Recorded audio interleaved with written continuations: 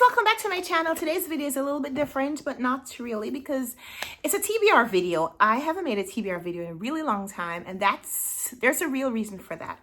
I wasn't making TBR videos because I just wasn't reading as much as I used to, and my pace was a little unpredictable, and so I didn't want to keep making TBR videos and not actually reading the books that were on that list. So last month, actual current month where I'm filming this video, in October I read 8 books, and I am so proud of myself because the day is not over and I may just finish 1 or 2 more. And so that's so exciting. I feel like my ambitious reading side is kicking back in, so I'm here to plan a TBR.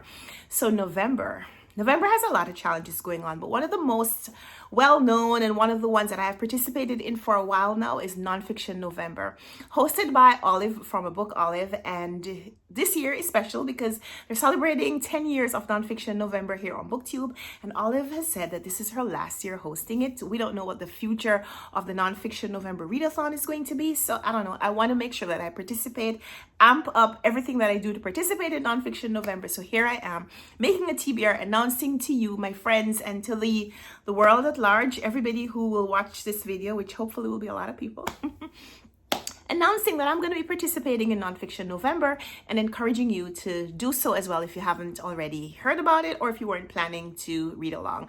So Nonfiction November is just a push to read more nonfiction. So if you don't usually read nonfiction, to pick up at least 1 book during the month of November and hopefully find a topic, find a subject, find a book that speaks to you, speaks to the things that you're interested in. Yes, it may be something that you're learning from, but also just in general, finding something that you'll be inspired to read, that you won't want to put down once you've picked it up. So not necessarily reaching for the lofty texts. It doesn't have to be something scholarly that came from the Princeton Press or, one of those. But finding something and on a topic that you would be interested in. So if you like reading about people, if you like reading about what people choose to do with their lives and how they choose to live, you may want to read a memoir, you may want to read a biography. If you are more into learning history, then definitely pick up something, and I have recommendations for that, and I'm going to come back with another video. I'm a little late, but we're gonna get there. So yeah, find a book that you want to read is what I'm saying. And if you usually read nonfiction, the goal is to read more nonfiction than you usually do. So if you typically read 1 or 2 nonfiction books, then maybe try to read 4 books in November. And so Olive has shared some prompts, and the prompts this year are usually 4 words that could be interpreted almost any way you want to. And of course, this part of the readathon is optional. So the 4 words are code, path, shot, and join. And you could read books that speak to those prompts, if you will. You could also read 1 book that maybe incorporates all of those word themes. I don't know, however you want to see it. But those are the 4 prompts. These are the books that I am planning to read. Some of these are books that I already wanted to read, and I'm just going to try to fit them in. And I don't know if I'll actually read something that matches the prompts. I don't know. I don't read a lot of book synopses. I don't tend to focus on the synopsis of a book before I read it. So sometimes I'm reading and I have no idea what the book is going to be about, and I like it like that. So I'm not necessarily looking to change. But here are some books that I want to read that I'm hoping will match at least a couple of the prompts. So the first prompt is code. And so for code, I'm thinking like,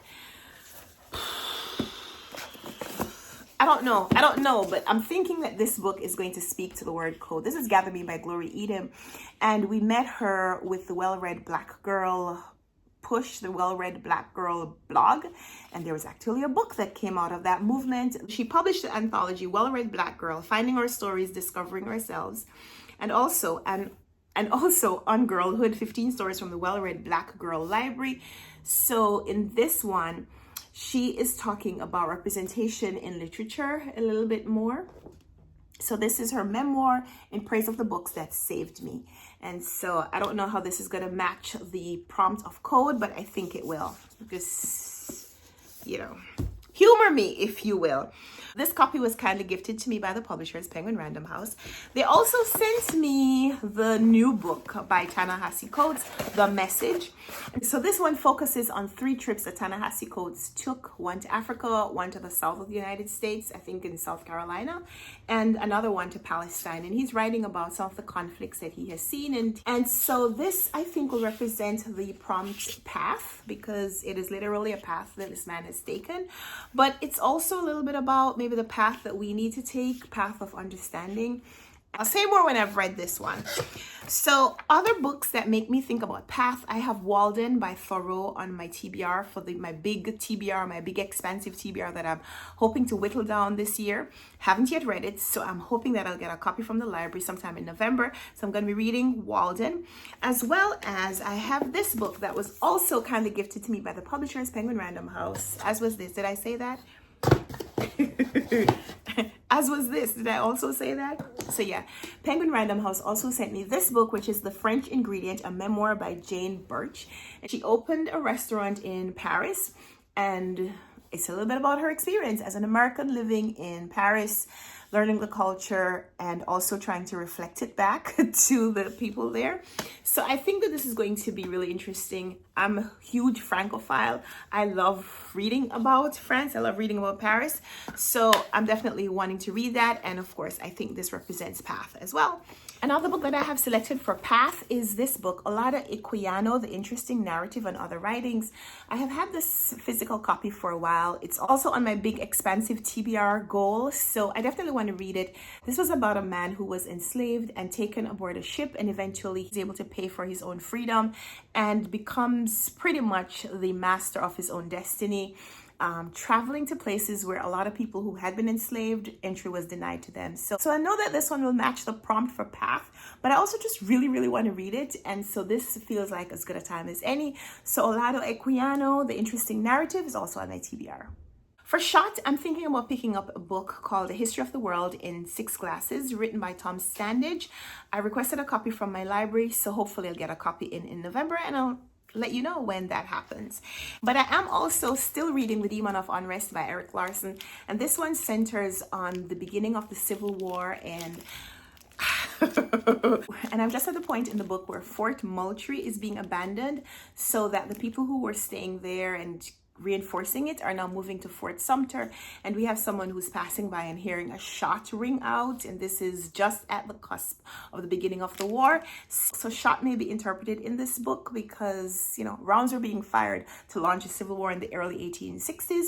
So finishing this book with my buddies in November will definitely help me accomplish that prompt. So shot is covered, even if I don't get that other book from the library. But finally, for join, insert self-promotion right here. If you're not familiar, I host a book club called RunwrightReads Book Club, and we read books by Caribbean authors. This year we're doing something a little bit different in that we're reading books by authors whose parents are from the Caribbean. So the book that we have selected for November, Nonfiction November, is the biomythography of Audre Lorde, Zami, A New Spelling of My Name. And so I don't yet have a physical copy, but that's the book that we're going to be reading, because join is hello. You can always join the RunwrightReads Book Club. We read the book all month, and on the final Sunday of the month we get together on Zoom and we discuss the book. So if you'd like to join the RunwrightReads Book Club, let me know in the comments down below. So yeah, those are the books that I have selected to read for Nonfiction November. Let me know in the comments as well if you're participating and what books you have selected. If you have a video with your TBR, let me know so I can go watch it. And there are lots of very exciting things aside from reading the book. There's a photo challenge on Instagram where the invitation is extended to make a post highlighting a nonfiction book every day in the month. So I'm definitely going to be trying that as well. Let me know if you're over there so I can follow you and see what pictures you post as well. So thank you so much for watching. I'm very excited about Nonfiction November if you haven't already figured that out. I'm looking forward to reading all the books. I want to read all of them, but I also want to hear what you're reading. So let's chat in the comments, and until we come back for another video, happy reading. Bye.